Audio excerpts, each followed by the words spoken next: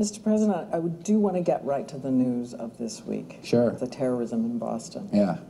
Many people have wondered if it took you right back to 9/11 when you heard it. Well, at first, you know, I was deeply concerned that there might have been a organized plot. I don't know all the facts. I don't think we all know all the facts, but I was deeply concerned that this could have been, you know, another organized, highly organized attack on the country. And it still may be. Again, I don't know the facts, but I do know that it's really hard to protect the homeland. FBI report implicates Saudi government in 9/11, says, but we can't afford to irritate the Saudis by actually looking into who backed 9/11, especially with oil prices going up now. Contrary to the official narrative, 9/11 was state-sponsored terror. The only question is which state sponsored it. A 9/11 commissioner and co-chair of the Congressional Inquiry into 9/11 says in a sworn declaration that the Saudi government is linked to the 9/11 attacks.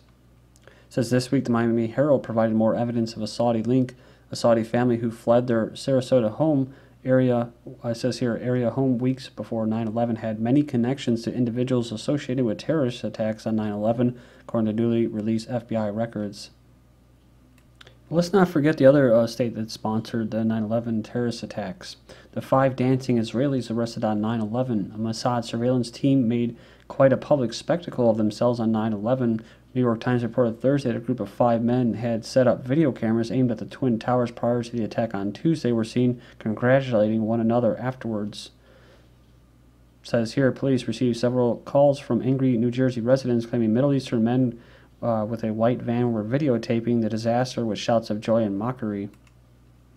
So there's all kinds of hoopla about them being Palestinians and Arabs. When a van fitting that exact description was stopped just before crossing into New York, the suspicious Middle Easterns were apprehended, and imagine the surprise of the police officers when these terror suspects turned out to be Israelis. According to ABC's 2020, when the van belonging to the cheering Israelis was stopped by the police, the driver of the van told officers, "We are Israelis. We are not your problem. Your problems are our problems. The Palestinians are your problem." So just remember that in the future for this video when we get to it about one of Alex Jones's or the InfoWarrior reporters getting bashed by a Boston night. Journalist, with state-sponsored terror, an inside attack, or was it an inside attack or was it an outside attack? Journalist Carl Bernstein tells Joe Scarborough Jewish neocons responsible in part for Iraq war. Controversial journalist Carl Bernstein told MSNBC Joe Scarborough Friday that the insane Iraq war was brought to bear by Bush, Cheney, and the Jewish neocons who wanted to remake the world. They then justified his barb about Jews by saying that since he himself is Jewish, maybe I can say that. Well, I don't think so, Carl. You'll probably get bashed by them. For his part, the Morning Joe host noted that some might accuse Bernstein of suffering from the Bush derangement syndrome. It says here that the Morning Joe host said it would be much worse if a Southern Baptist said that, but I think actually some would accuse you of Bush derangement syndrome there. There was a grand conspiracy of neocons, and you said Jewish neocons, that they somehow went to war on a pretext for the state of Israel. 9/11 debris not part of plane's landing gear. It's actually from a portion of the wing. Boeing today expressed its confidence. Good old advertisements like to break my concentration. It says here, Boeing today expressed its confidence that a piece of aircraft found sandwiched between the 2 lower Manhattan buildings did indeed come from one of the 9/11 planes, though a rep for the company told the NYPD that Boeing could not determine which one. They said the 5-foot by 3-foot piece is not part of the landing gear as previously reported. It's actually a portion of the underside of the wing known as the trailing edge flap. And while some raised the possibility over the weekend that the debris was placed there on purpose, a rep for the NYPD said there's no evidence that that was the case. They said it will be moved to a secure location this week. That's right. They were like treating it as a crime scene. That's what they said publicly, quarantining everything off. So post 9/11 domestic security spending exceeds cost of the New Deal. Video surveillance is already big business, and it says in the aftermath of the Boston Marathon bombings, expected to get even bigger. In response to security concerns, post 9/11 Americans witnessed the growth of a massive domestic security apparatus fueled by federal, money. So it says post 9/11 federal spending on Homeland Security exceeds $790 billion. That's larger than TARP, and when adjusted for inflation, the New Deal. The post 9/11 investment legacy is apparent in the near ubiquitous presence of law enforcement CCTV cameras. For instance, New York City has more than 4,000 cameras in Manhattan alone. It says here Chicago's linked public and private security cameras number around 10,000. That's what I was telling you before, like 3 years ago when I was there. Man, that was bad. And of course, you have London as well. Yeah, see, in London, the Xanadu of winking digital eye surveillance cameras total an estimated 500,000. But based on international comparisons, there's still a lot of room for U.S. surveillance to grow. Americans troubled more by government abuse than terrorism. So new polling numbers suggest U.S. citizens are on average more afraid of their government than the threat of another terrorist attack. Even after a pair of bombings in Boston 2 weeks ago injured hundreds, more Americans say they're unwilling to sacrifice constitutional liberties for security than those that are. Not only are Americans more opposed now to giving up personal freedoms for the sake of security than they were after 9/11, but other statistics show that the distrust against the federal government continues to climb. You're more likely to die from brain-eating parasites, alcoholism, obesity, medical errors, risky sexual behavior, or just about anything other than terrorism. You are 17,000 times more likely to die from heart disease than a terrorist attack, 12,000 times more likely to die from cancer than a terrorist attack, 11,000 times more likely to die in an airplane accident than from a terrorist attack. The U.S. State Department reports that only 17 U.S. citizens were killed worldwide as a result of terrorism in 2011. The figure includes deaths in Afghanistan, Iraq, and all other theaters of war. Obesity is 5,800 times to 23,000 times more likely to kill you than a terrorist. Williams-Sonoma released a statement apologizing for pulling pressure cookers. So it says here, Right Views reported that the home goods retailer Williams-Sonoma pulled pressure cookers from shelves in some of their stores out of respect for the victims of the Boston Marathon bombing.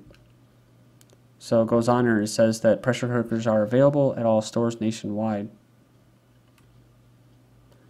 It says here the decision was made to remove pressure cookers after the bombings. It says we apologize if we offended anyone by this act. In New York City, this Boro bike tour says here is facing tight security in the wake of Boston Marathon bombings. According to various reports, the 32,000 racers will not be allowed backpacks, hydration packs, saddlebags at the next Sunday's tours. They are permitted to wear small fanny packs, bring water bottles, and bring bike frame bags. Checkpoints along the route will be strictly enforced, and confiscated items will not be returned. Police Commissioner Ray Kelly said the city is reevaluating security protocol for major events, so there's not enough security there. Supreme Court says Virginia can block out-of-state use of its FOIA. The Supreme Court ruled Monday that it's legal for the state to limit the use of Freedom of Information Act to its own residents. The Department of Justice granted immunity to companies participating in the NSA surveillance program. In other words, the ISP, your internet service provider, really is your internet surveillance provider. So it says here that the DOJ agreed to issue 2,511 letters immunizing AT&T and other companies participating in a cybersecurity program from criminal prosecution under the Wiretap Act, according to new documents obtained by the Electronic Privacy Information Center. So basically, the Obama regime has secretly authorized the interception of communications carried on portions of networks operated by AT&T and other ISPs. So it's a practice that might otherwise be illegal under federal wiretapping laws. So the executive director of the Electronic Privacy Information Center was quoted as saying that the Justice Department is helping private companies evade federal wiretap laws. Also, it says here alarm bells should be going off at this. Spy or pay up. FBI-backed bill would fine U.S. firms for refusing wiretaps. U.S. government task force is drafting an FBI-backed legislation that would penalize companies like Google and Facebook for refusing to comply with wiretaps orders. So, judge tells FBI they can't use webcams to spy on people. A judge in Texas has told the FBI that they cannot install sophisticated surveillance software on a suspect's computer in order to spy on them. It says a request by the FBI came in a case involving federal bank fraud and identity theft, as the FBI had no idea where the suspect was, so they wanted to basically install software on the computer to find them. So next time you start to think that it's your personal computer, your own private computer, it says here that the FBI request basically showed that once installed, the software has a capacity to search the computer's hard drive, the RAM, and other storage media to activate the computer's built-in camera to generate latitude and longitude coordinates for the computer's location and to transmit the extracted data to FBI agents. After Boston, spending on video surveillance expected to surge. So everything after Boston, post 9/11, video surveillance, a market already on an upward trajectory, is expected to receive a big boost in spending following the bombings in Boston. It's all business. Great Boston man confronts shit-heel Alex Jones reporter over false claims. So you can go in there and watch the video. But a reporter from Alex Jones' InfoWars website found himself being verbally destroyed by a resident on the streets of Boston who claims that the recent bombings have been a result of a so-called false flag operation carried out by the U.S. government. So this is what you need to remember. Remember, like, the Israeli doctors were there over this, the second suspect that was alive, that survived the hail of bullets and that was unarmed and can't speak. The doctors were, Israeli doctors were there on his side. And of course, what? They had Israelis in Israel that were going to help carry out the investigation.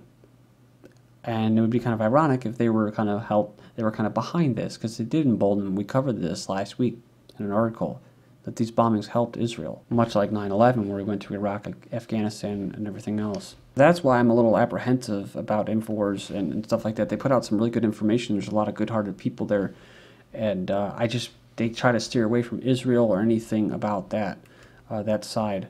So what kind of gets me is that me and all these other people put all this time and work in and getting this information out and pointing people towards who's the possible culprit here, who we think the culprit is.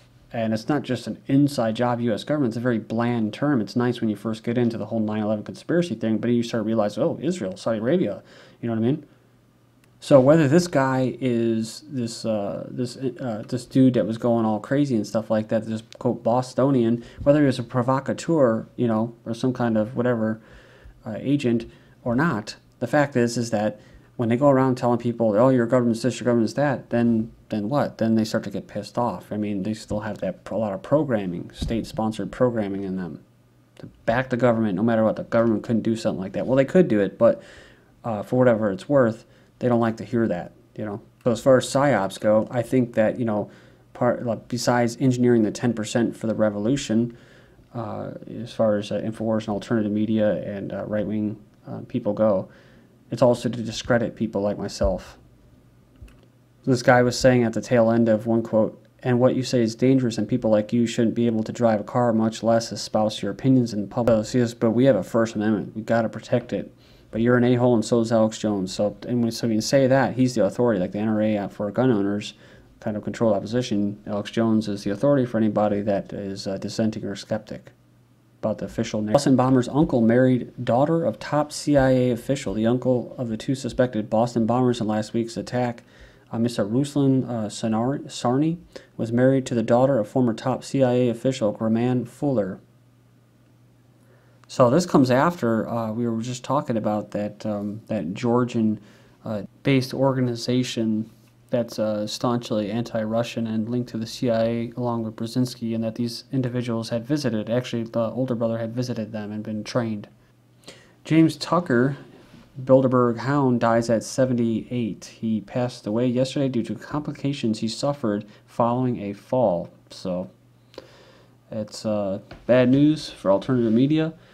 And they say suffering a fall. Now, I know my first landlord died when she broke her hip from a fall, and she never recovered and died. So, but you never know, right? American Free Press, UK Bilderberg 2013 meeting confirmed. This is from April 24th.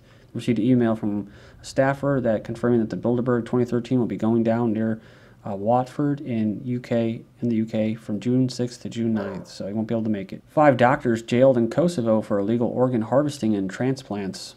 Ah, look at that, 5 doctors. The recipients were mainly Israelis. The indictment names Israeli national as the mastermind of the network for recruiting donors and finding recipients, while the Turkish doctor was performing the organ removal. NGO ranks Israel low on marriage freedom.